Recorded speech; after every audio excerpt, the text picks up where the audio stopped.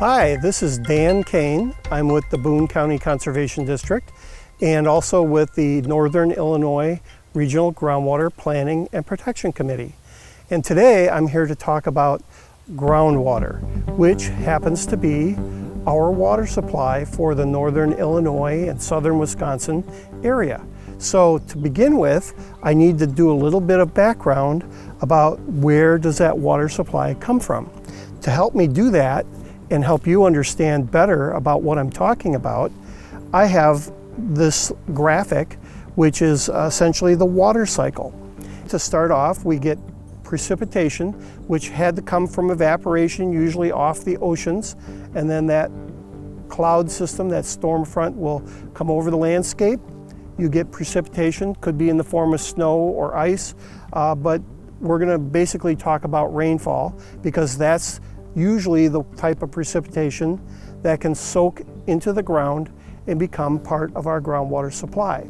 And then normally about 80% of that water will run off into our rivers and streams and into our lakes.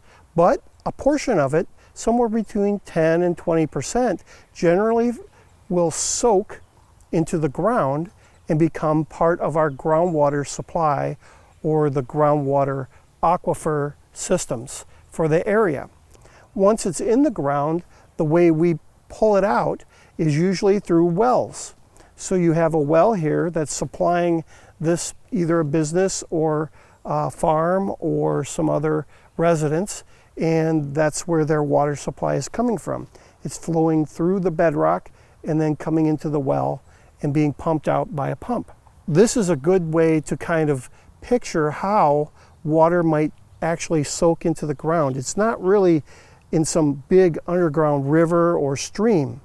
The way it actually gets into the ground is the water particles flow through the cracks between each of the grains of material. In this case, I'm holding some gravel-sized rocks in a cup that you can see all the way around. And if you were able to zoom in on that, you can see that there's places where each of those rocks touch and places where they don't touch. It's those places where they don't touch, those are called pore spaces. And pore spaces is where the water exists in the ground. Just like the cup of rocks that I had, this model is filled with materials. Essentially we have sand, and then we have what's called a confining layer right here, which could be material like clay, really fine grained, or shale, basically a type of material that would restrict the movement of water. And then at the bottom we have a layer of gravel. And this layer of gravel, they label it on the model as an Artesian Aquifer. Now both the gravel and the sand layers are aquifers, meaning that they can hold and transmit water at a usable rate to people. So when we look at this model, we have a number of different features in it. To begin with, remember when we talked about the poster with the water cycle on it, this model has a way for water to get into the model and then flow across. And the way it's doing that, every time you see bubbles coming up into this jar, that means water is being released into the model. So just like a storm cloud raining on the landscape, this model has water flowing into it from this jar down into this tube on the end, and then it filters through all the different layers and moves from this side of the model and flows across and comes out to this side and then into this tube and down into my bucket at the end. So water is constantly moving, and that's very similar to the way water works in nature. Essentially, water will flow by gravity from a high point to a low point. And then of course water also, depending on temperature, can evaporate and then recondense and form precipitation. So in the model, the part of the water cycle that we're interested in right now is the part that becomes our water supply, which is the part of water that soaks into the ground and becomes groundwater in an aquifer that we can pull water out of. So to help demonstrate what's going on with water as it moves through the model, I have colored some wells red and green. The red wells extend from the surface all the way down through the sand layer, through the confining layer, and they open up down in the gravel. That's the only place they're open. The green wells come down from the surface. They go all the way into the sand aquifer, but they don't go through the confining layer. They stay above it. So essentially, these wells are showing us what's happening with the water in the sand layer. And the deeper red wells are showing us what's going on with the water in the deeper gravel aquifer. So now I have two other wells on here. They're called pumping wells. I have one that goes all the way through down to the bottom gravel aquifer, through the confining layer, all the way through the sand, and is open down here. I have another pumping well that only goes into the sand layer, and therefore the sand aquifer. Okay, so now I have attached a hand pump to the shallow or sand layer aquifer, to the well that's in there. And when I pump, you can see that the green wells are drawing down both upstream and downstream of the pumping well. And that demonstrates that I'm affecting wells all the way around. And I'm also creating a cone of depression around this pumping well. When I stop pumping, you can see those green wells are recovering.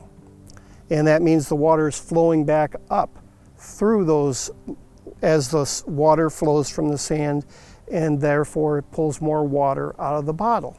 When you watch how fast the water comes back up in the green wells, that's a reflection of what's called the rate of permeability. And that is telling us how fast water can flow through that material.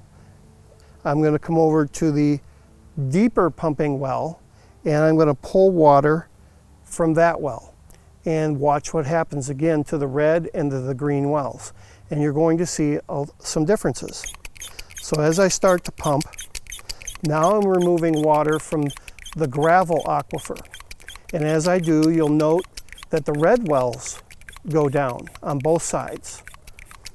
And as I pump, you'll see that when I stop and pull the well out, that the recovery of those red wells is much quicker than the green wells. And there's a really good reason for that. The reason being is that this is an Artesian aquifer, meaning that the water is under pressure and that the flow is affected by that pressure. So artesian, when you hear the word artesian well or artesian water, what that's telling you, the term artesian means that water flowed without the assistance of a pump above the ground surface. All right, so when I pumped water out of that, you noticed how quick the red wells came back up. And there's another reason. If you note, the difference between the materials in the sand layer and the gravel layer is the size. In this model, it's a silica sand, which is basically quartz that has been ground down to the size of sand. And quartz is a very durable mineral, and therefore it retains that size fairly well. The larger pea gravel material is actually small rocks with multiple minerals in each rock. And the flow through the gravel is much easier than the flow through the sand. Okay, so here we are back with the groundwater model, and I just added some of this blue dye to the feature on the model that reads leaky landfill. And many of you may say, well, what is a leaky landfill? Well, a leaky landfill is where we put our garbage. And the fact that it's leaky means that some of that precipitation that falls on the surface of the landfill is moving through all that material that we placed in that landfill. The water moves through that, and as it does, all the materials that we have placed in that landfill may be contributing to some contaminants that the water might pick up if it leaks out the bottom and becomes part of the groundwater system. So if you think about that and you look at the model and you see that there's actually a plume of blue moving across the model, because as I pump, I'm pulling that blue down and into the shallow well. If I drain this other feature, which is called river or lake, and which would simulate moving water, which a river would be, and in fact, streams like the Kishwaukee River, the Piscataquis Creek, Beaver Creek, these are all streams where about 60% of the flow comes through the banks as groundwater discharging at that point. So if you think about it, about a little more than half of the water that's flowing in those streams, especially if you consider like a time right now, we're kind of in a drought, and yet the rivers are still flowing and those streams are flowing, and the reason they are is because groundwater is discharging into their stream system, and that's the water supply that is also contributing to that ecosystem. So the fish, the frogs, the turtles, all the things that are dependent on that stream, river, lake, wetland type feature, they're all potentially impacted by what happens to the water quality, even from a source that may not be located right there, right next to it. So really, truly, groundwater is our buried treasure. Okay, that pretty much concludes what I can demonstrate in the time allowed for this presentation. So thank you for your viewership of this really great event that Natural Lands is putting on, and have a great day.